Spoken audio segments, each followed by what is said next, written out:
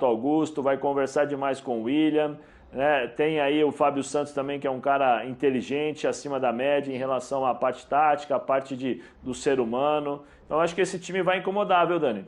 Vai incomodar bastante aí.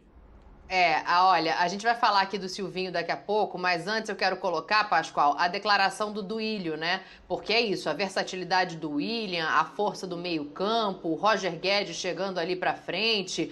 A gente, antes disso, já elogiava, dizendo que era uma defesa mais sólida do que o restante do time. Então o Duílio agora tá confiante, assim como a torcida, de que o Corinthians vai brigar lá em cima, como disse o Zé. Vamos dar uma olhada no que disse o Duílio aí nessa chegada do William, nessa comemoração de aniversário, ó.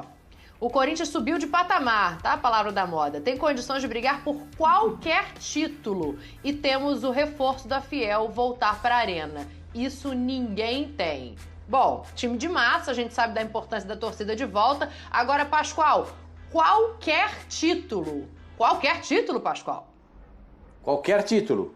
O Corinthians, a partir de... Se a gente falasse isso há 2 semanas, Daniela, o pessoal do Corinthians ia dizer que a gente é louco, né?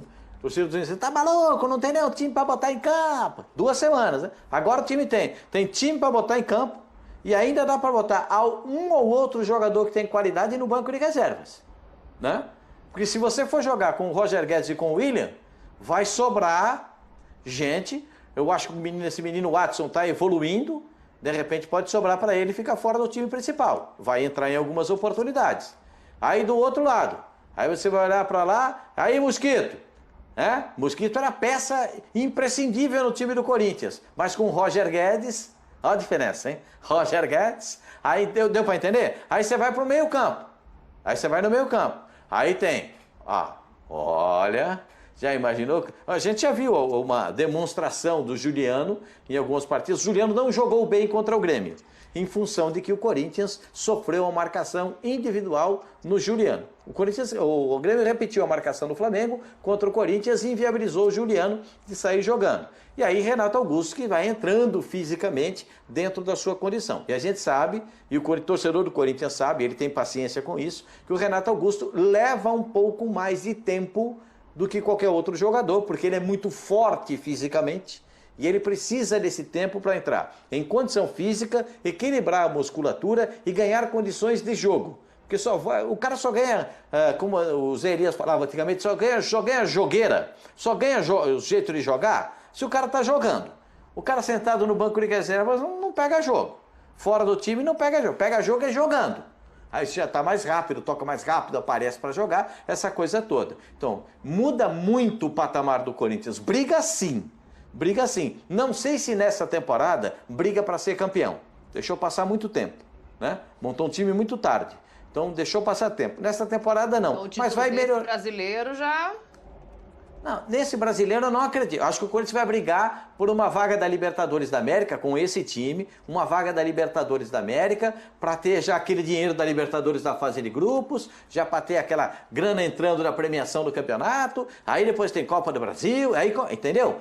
Isso é que o Corinthians está almejando, acertar a sua casa. Naquela declaração de ontem que a gente ouviu do Renato, né, do Renato Augusto, dizendo que o Corinthians está acertando as coisas e quando chegar no ano que vem o time já vai estar redondo e as contas estarão mais arredondadas e o Corinthians conseguirá alguma coisa melhor. Eu também penso como o Zé. Hoje no Campeonato Brasileiro, faltando um turno e uma partida no Campeonato Brasileiro, eu acho que o Corinthians vai brigar ali, para brigar com Fortaleza, com Red Bull, né?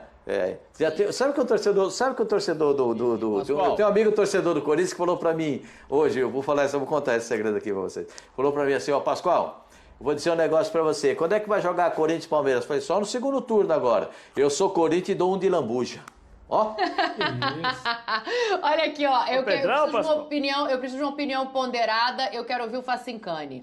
O negócio é o seguinte. Isso aí, muito bem. Só o Juliano... Ponderado. Uma opinião ponderada que eu preciso... Sóbrio.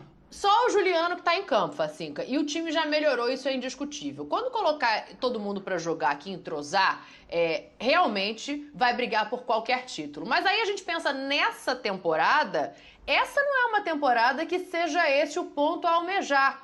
Ou você acha que dá? Bom, tá complicado, mas não impossível. faltam 12 pontos para serem tirados em um turno. Nós já vimos campeonatos serem invertidos assim, principalmente o brasileiro. Então tudo é possível. Não descarto, mas ao mesmo tempo vejo que o Corinthians entra muito forte para se manter na zona da Libertadores no ano que vem. Para mim o Corinthians joga a próxima Libertadores, que é o primeiro grande objetivo. A partir disso, entrar na próxima temporada ainda mais forte, né? E aí, esse Corinthians, ele tem também, claro, uma nova questão financeira a ser colocada, que é a seguinte. Qual que é a questão? O Corinthians, ele, além de ter a volta da torcida, tem uma reformulação no contrato mensal com a Caixa. Nesta reformulação, o que antes era totalmente para o fundo do estádio para pagar a dívida total, agora passa a ser também parte do Corinthians. Então, muito desses investimentos também já estão nessa retomada do público. Não é que o Corinthians está contando, né, com um dinheiro que ainda não chegou. Não, um dinheiro que vai chegar porque obrigatoriamente o público vai voltar nesse mês, no próximo mês, enfim, seja lá quando for, mas o Corinthians vai ter público. E esse público, com essa volta, naturalmente, vai começar a entrar um pouco mais de injeção financeira nesse caixa corintiano. Então, por mais que pareça nesse momento uma utopia, um time que até 2, 3 meses estava devendo demais e, claro, de uma situação muito complicada, sair contratando grandes jogadores, mas tem a compreensão de duas situações. Dessa situação, de que mensalmente agora o Corinthians vai girar uma grana que antes não vinha, e que essa grana vai ser muito importante para bancar esses caras, e um outro valor, Dani, que é internamente no Corinthians, isso não confirmado, mas que eu estou tentando buscar com outras pessoas, de que ele recebeu alguns adiantamentos contratuais. E esses adiantamentos contratuais foram usados de aporte nessas contratações para que lá na frente o clube possa recuperá-lo como? Dentro de campo. Não só com o público, mas principalmente com premiações, com títulos, com investimentos, com até uma tentativa de, na próxima temporada, mudar o patrocinador master e ganhar uma grana ainda maior. Então, tudo isso passa de acordo com o desempenho do Corinthians. Desempenho esse, então, que foi agora adiantado em valores para que lá na frente o clube consiga, dentro de campo, com essa melhora significativa, pagar novamente tudo isso. Então, é uma engenharia financeira que foi feita. Sim. Arriscada? De certo ponto. Mas, pelo que eu conversei com algumas pessoas, tem um fundo de responsabilidade nesse momento. O título nessa temporada, na verdade, é ter uma vaga na Libertadores assegurada para a temporada que vem, que é quando vai ter tido tempo de colocar todo mundo em campo, de entrosar todo mundo. E aí eu tenho uma questão que eu vou começar com o Pedro, mas eu quero ouvir todos vocês sobre isso, que é a seguinte, são nomes indiscutíveis. Acho que ninguém aqui vai criticar nenhuma dessas contratações do ponto de vista do que se vê em campo. Mas, Pedro Ivo, a gente sabe também que no futebol existe uma coisa chamada encaixe. Tem alguma dessas peças aí, né? Eu tô falando de todo mundo que tá chegando. O William, eu acho que é o que menos a gente pode falar sobre isso, pela versatilidade e por tudo que tem. Mas Roger Guedes, Renato, Juliano, todo mundo que tá chegando aí. Tem alguma peça que preocupe mais do ponto de vista do encaixe, que a gente possa olhar como incógnita? Ô, Dani, vou fazer uma comparação aqui, uma brincadeira. Quando você vai na rua, tá meio apressado, passa ali no camelô, compra aquele brinquedinho de R$10, com todo respeito a quem produziu, a quem vende, a quem está trabalhando, quando você leva para casa, talvez o encaixe dê um probleminha, né? Porque a peça não é exatamente de melhor qualidade e tal. Quando você vai naquela loja de importado, paga $500 de controle remoto. Quando você paga o fone de ouvido do Facincani que descarrega antes de entrar no ar, sabe? Essa coisa toda. A luz aqui que apaga... Esse foi mais caro. Isso aí, essa peça, o encaixe é complicado. Às vezes tem um desajuste.